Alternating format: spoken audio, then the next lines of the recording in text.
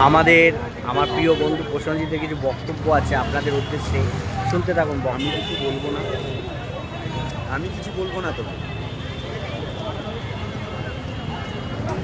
সন্ধ্যাবেলায় আরে এইদিকে তো ঠিক ছিল, সন্ধ্যাবেলায় গরম গরম চা দুজনে মিলে খাচ্ছি।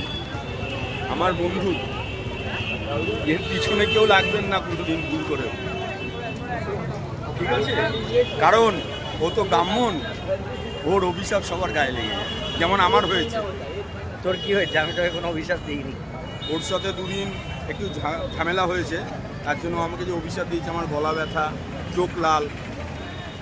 আমি কখনো বলিনি তোর গলা ব্যথা হোক, চোখ লাল হোক।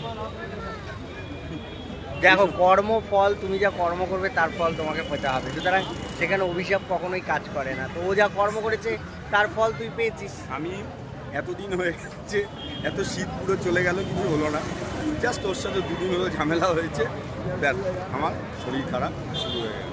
ঠিক আছে, আর তোর কিছু হবে না, কারণ তুই আজকে পয়সা দিয়ে চা খাইয়ে দিয়েছিস আমাকে, তো ওইটা কেটে গেছে।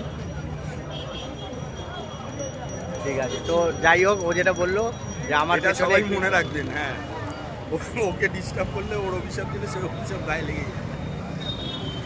টাটা। টাটা।